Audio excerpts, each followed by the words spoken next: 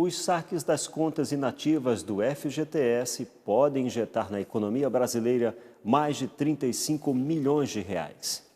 No primeiro dia de saque foram retirados 4 bilhões de reais. 90% das pessoas que têm direito ao FGTS inativo devem receber até 3 mil reais.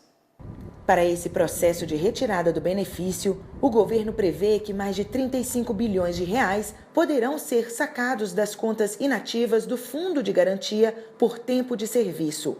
Neste mês, só podem retirar os recursos os trabalhadores nascidos em janeiro e fevereiro. Mais de 4 milhões de pessoas serão beneficiadas. Já em abril, a expectativa é que sejam sacados até 11 bilhões de reais. Na oportunidade, o presidente da Caixa, Gilberto Occhi, apresentou um balanço inicial do saque das contas inativas do FGTS. É uma injeção importante de capital na economia, de recursos na economia, que nós acreditamos que num primeiro dia, 4 bilhões de reais aplicados e pagos a essas pessoas, isso se transformará em outros investimentos no comércio, em todas as outras questões de liquidação de dívida, amortização de dívida, regularização de inadimplência dos trabalhadores e também o acesso a outros bens ou, eventualmente, a aplicação financeira desse recurso. Tem direito a sacar o dinheiro quem pediu demissão ou foi demitido por justa causa até 31 de dezembro de 2015. Para sacar os valores acima de 3 mil e até 10 mil reais, o trabalhador precisa comparecer à agência da Caixa com a carteira de identidade para fazer o saque ou a transferência bancária. Já aqueles que têm o direito de saques acima de 10 mil reais devem apresentar também a carteira de trabalho ou termo de rescisão de contrato vinculado à conta inativa. Ao todo, uma injeção de mais de 35 bilhões de reais, os quais movimentarão a economia brasileira. A economia está reagindo, todas as medidas adotadas pelo governo também são em busca dessa recuperação da economia e nada melhor do que você fazer uma injeção dessa que nós acreditamos que será bem maior do que 30 bilhões, até pelo número inicial de pagamento de cerca de, no primeiro dia, 50% de todo o trabalhador ter tido o direito de fazer esse saque. Vamos ter aí um desempenho muito importante e que mostra, primeiro, a pujança do Fundo de Garantia. Nós estamos falando de sacar o Fundo de Garantia e o Fundo de Garantia manter a sua segurança, a sua transparência, a sua liquidez e os investimentos em habitação e infraestrutura de uma maneira geral estarem garantidos no orçamento. A gente sabe que manter as contas em dia em tempos de recessão econômica não é nada fácil.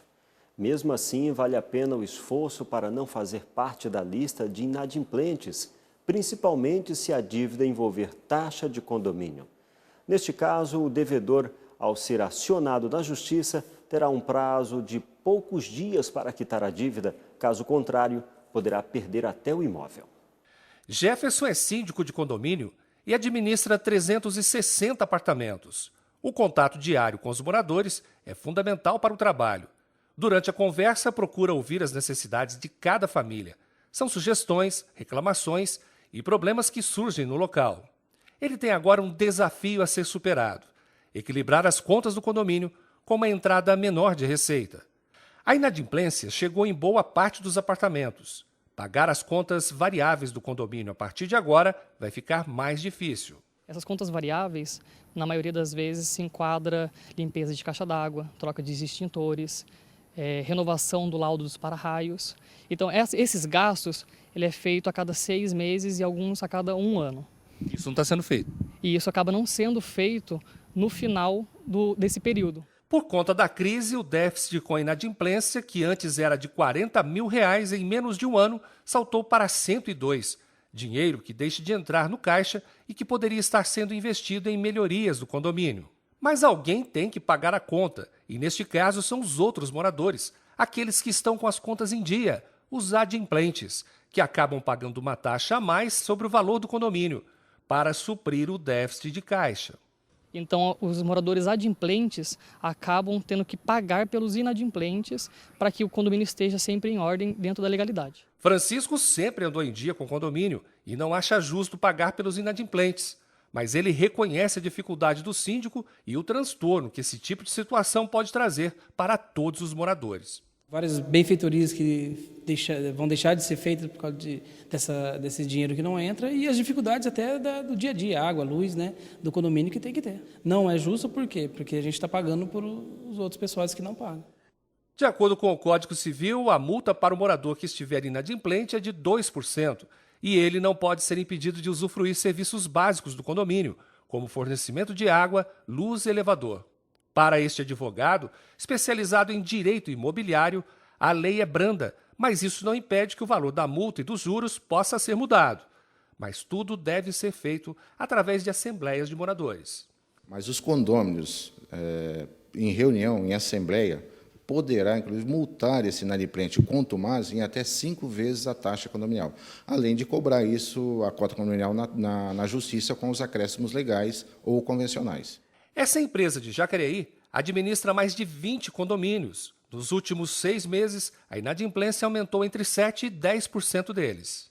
Quando muitas vezes nós fazemos a cobrança aqui, nós podemos perceber a dificuldade de alguns moradores. Às vezes um irmão, ou um pai ou uma mãe está desempregado e acaba desorganizando o orçamento familiar, o que causa o atraso da taxa condominial. Segundo o diretor da administradora, se mesmo depois de ir a protesto o morador continuar inadimplente, outras medidas judiciais poderão ser tomadas e o risco de perder o imóvel é grande. Procurar um acordo é sempre a melhor saída.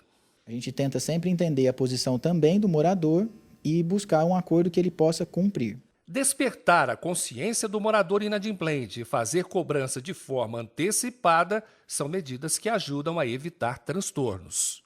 Não deixar muito extenso, ou seja, se o condômino atrasar um mês, já cobre, já entra na justiça cobrando. O trabalho infantil é um problema mundial.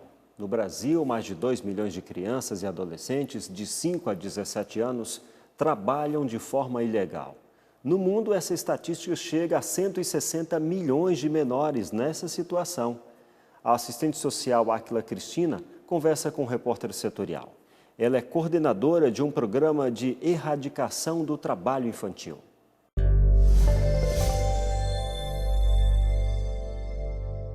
Hoje nós vamos falar sobre o trabalho. A partir de que idade o trabalho é saudável?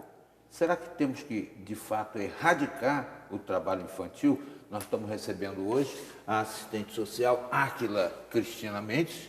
Ela é do programa de erradicação do trabalho infantil lá em Taubaté, né? Desenvolvido em parceria com o governo federal, esse programa? Exato, tudo sim, bem? Tudo jóia, tudo tranquilo. É com o governo federal que vocês atuam? Exato, o programa ele é do governo federal e tem como intuito erradicar a questão do trabalho infantil. A partir de que idade é contraproducente o jovem trabalhar? Então, o trabalho infantil ele é considerado qualquer atividade, remunerada ou não, de trabalho para crianças e adolescentes com idade inferior a 16 anos, né? Salvo na condição de aprendiz, que é a partir dos 14 anos, né? Que a criança, daí ela tem, ou o adolescente, ele tem todos os seus direitos garantidos, né? Os direitos trabalhistas garantidos. Eu comecei a trabalhar com 14 anos, não arrancou pedaço não. Mas tem gente que explora o garoto desde a mais tenra idade. Isso talvez a gente veja mais no campo do que propriamente na cidade, onde os conselhos tutelares estão sempre de olho, né? Mas no campo, eu acho que o trabalho infantil começa muito cedo e de uma forma pesada, né? Sim, no campo, né, tem essa questão do trabalho infantil que expõe crianças e adolescentes a situações insalubres, situações precárias, né? Mas também na cidade a gente tem muita questão do trabalho infantil. Crianças em semáforos, o tráfico de drogas também são considerados trabalho infantil. Aquelas mães que pegam a criança ali, às vezes eu tenho suspeita até de que algumas são até alugadas, né? Para ficar vendendo pano de prato sentado na calçada, assim, sim. Aquilo ali é considerado trabalho. Trabalho infantil. Também é considerado, né? Exato. O trabalho infantil também é considerado a questão do trabalho doméstico, né? Que crianças que são condicionadas a trabalhar desde cedo e que prejudica a questão escolar, né? Então, são crianças e adolescentes que acabam tendo que trocar a escola pelo trabalho, né? E influencia diretamente no futuro dessas crianças e adolescentes, né? Antigamente era comum, inclusive, né, a gente ver pessoas que buscavam crianças no interior do Nordeste, até mesmo em Minas Gerais, para terem uma vida de pseudos filhos, né, mas que na realidade não faziam totalmente diferente. Coisas que os filhos verdadeiros faziam atividade pesada de cuidar da casa, passar por ferro e tudo mais. Exatamente. Isso é até considerado trabalho escravo, né? Exatamente.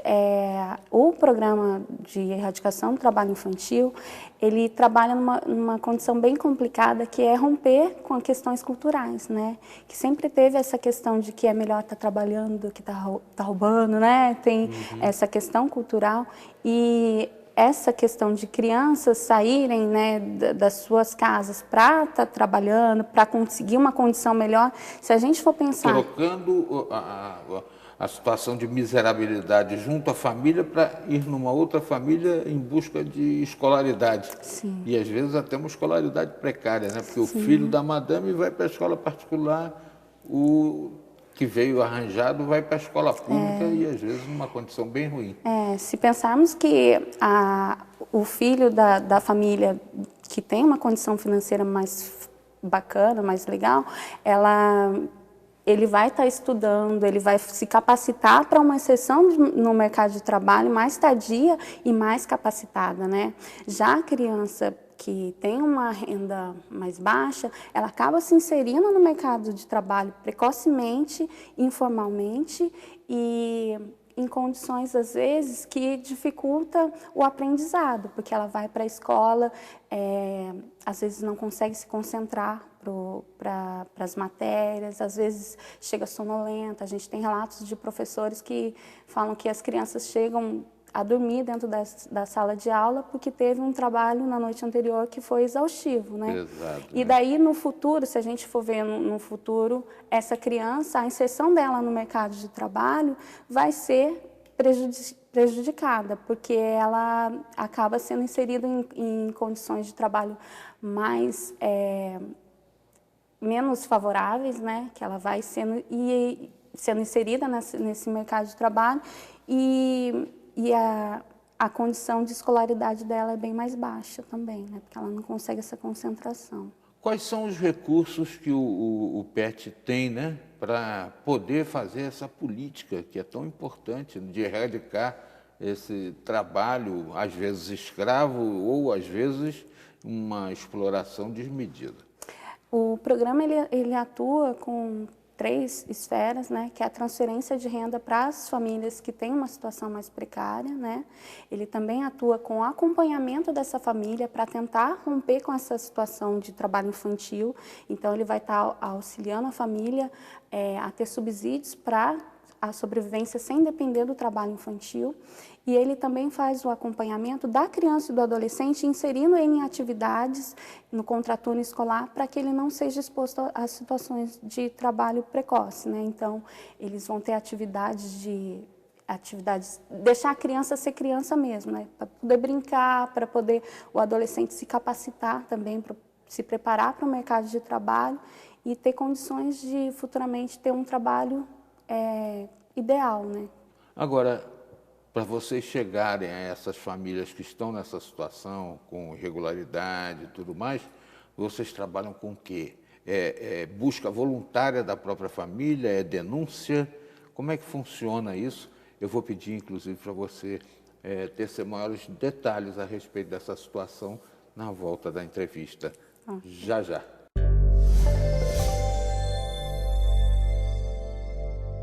Pessoas expostas a ambientes barulhentos podem desenvolver vários tipos de doenças. Aguarde um instante, é no próximo bloco.